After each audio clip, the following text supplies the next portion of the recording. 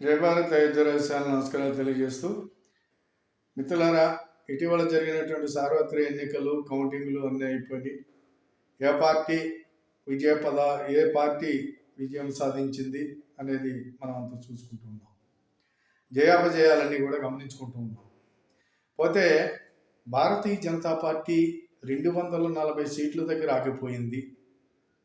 ఆగిపోయినప్పటికైనా సరే ఎన్డీఏ కూటమి 310 సీట్ల దాకా ఈనాడు ఎన్డీఏ కూటమి ఉంది. ఏమంటే 292 కదా, మీరేంటి ఇంకో 10 సీట్లు 20 సీట్లు చెబుతున్నారు ఎక్స్ట్రా అని చెప్పేసి కొంతమంది భావించుకోవచ్చు. ఇది నా లెక్క, అయ్యే ఉంటే చూసుకోండి. ఎలక్షన్ ముందర కూడా నేను వీడియో చేసి ఏ పార్టీకి ఎన్ని సీట్లు వస్తాయని చెప్పినప్పుడు కూడా నేను ఏ లెక్క అయితే చెప్పానో అదే లెక్క జరిగింది. అంటే సీట్లు ఎక్కువ వచ్చినాయి, కొంతవరకు ఎక్కువ వచ్చినాయి. ఆ ఎర్జీలు అని చెప్పాను, అయ్యే జరిగినాయి. ఆ ఎర్జీలన్నీ కూడా నికరమైనవి. అది కూటమికి రావటం జరిగింది. పోతే ఎందుచేత నేను లెక్కలు 310 మంది ఎంపీలతోటి ఒక బలమైనటువంటి ప్రభుత్వాన్ని మళ్ళా నరేంద్ర మోదీ గారు మూడోసారి ప్రధానమంత్రిగా ముచ్చటగా ప్రధానమంత్రి అవుతున్నారు. ఇదంతా మళ్ళా పాలనంతా కొనసాగుద్ది. ఎలాంటి ప్రమాదము లేదు, ఎలాంటి ముప్పు లేదు. దేశానికి ఒక బలమైన నాయకుడు మనకుండగా ఎలాంటి దాని ఏది కూడా ఏ నష్టాలు మనకి రావు. ఎందుకు చేత ఈ దేశానికి వచ్చిన నష్టం అయితే లేదు అనేది ఖచ్చితంగా నేను చెప్పగలను. ఎందుచేత నేను చెబుతున్నానంటే మీకు ఈనాడు 240 సీట్ల దగ్గర ఆగిపోవటానికి గల ప్రధాన కారణం ఏంటంటే 3 విషయాలు ఈ యొక్క ఇండియా కూటమి ముందుకు ప్రజల్ని బాగా నమ్మించగలిగింది అనేది నా అభిప్రాయం.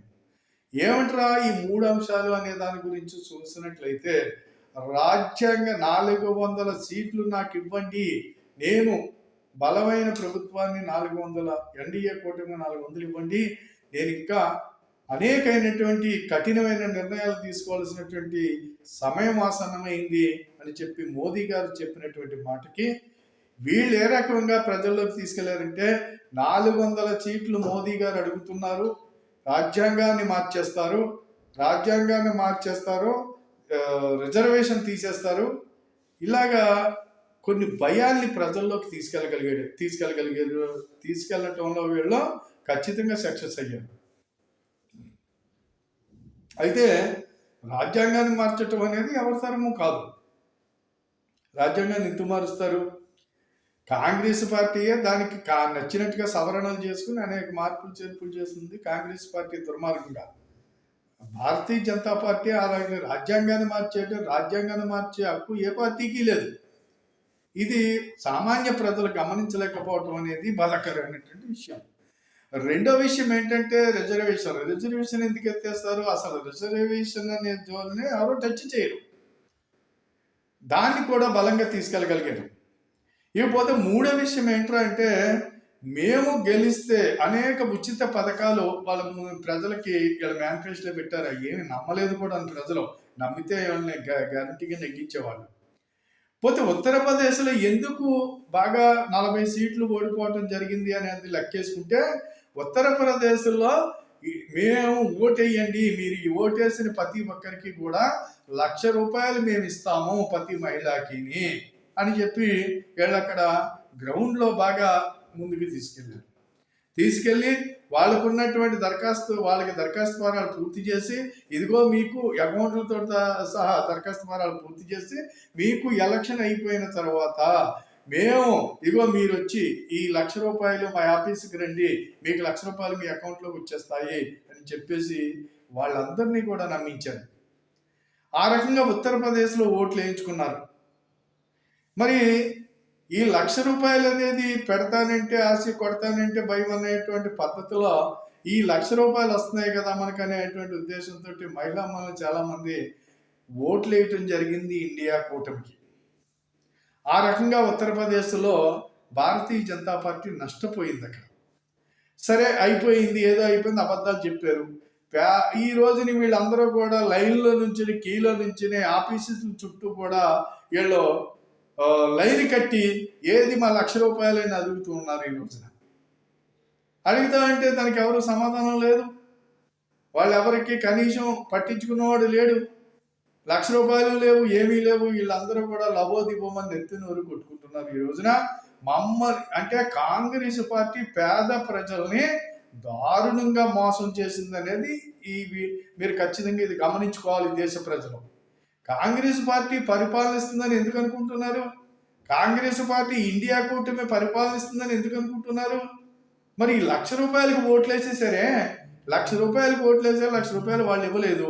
మేము పేద ప్రజల్ని ఇలా ఎంత రకంగా అవమానించింది ఈ దేశంలో ఉన్నటువంటి పేద ప్రజల్ని అర్థం చేసుకోవాల్సినటువంటి అవసరం మన పైన ఉంది అని చెప్పి ఒకటి చెబుతున్నాం.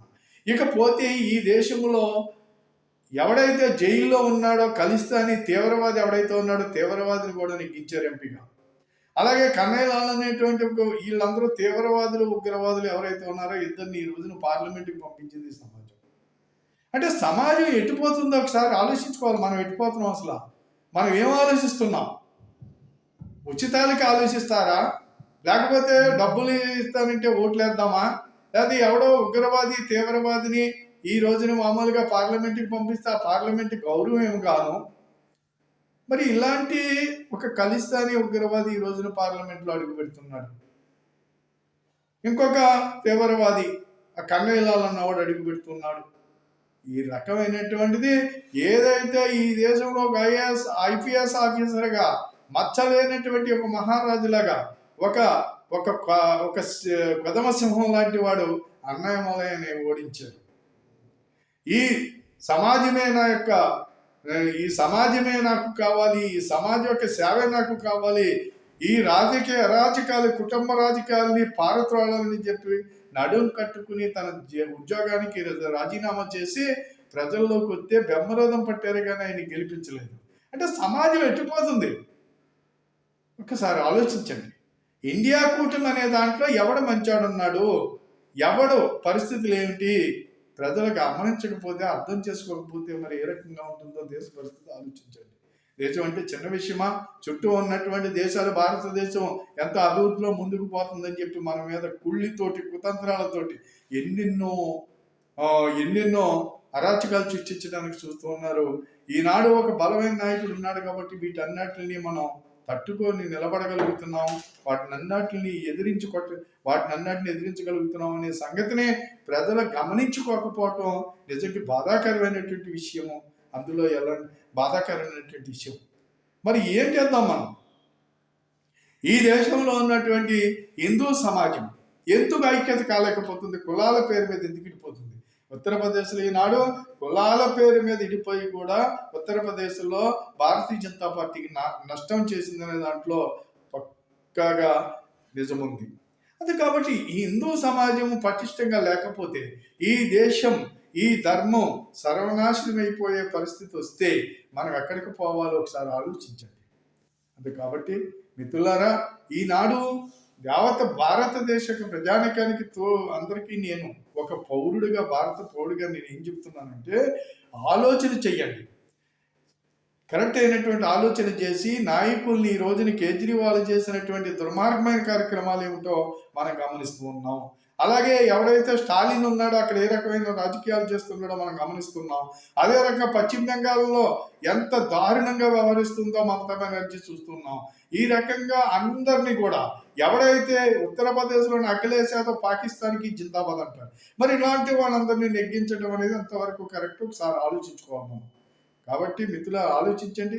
ఎక్కువగా మీ అందరూ కూడా భారతదేశ యొక్క భవిష్యత్తుని, మన యొక్క ధైర్యాన్ని, మనం గౌరవంగా జీవించేటువంటి ప్రపంచంలో మనమంటూ ఒక గౌరవమైన స్థానాన్ని సంపాదించుకోవాలంటే ఈ దేశంలో హిందూ సమాజం పటిష్టంగా ఉండాలి.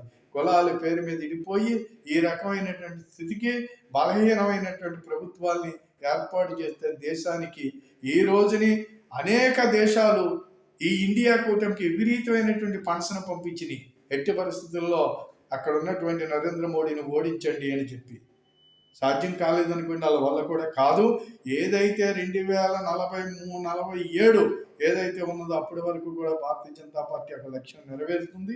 ఈ దేశాన్ని జగద్గురు స్థానంలో మోదీ గారు ఖచ్చితంగా జగద్గురు స్థానంలో నిలబెడతారనే దాంట్లో ఎలాంటి సందేహం లేదు.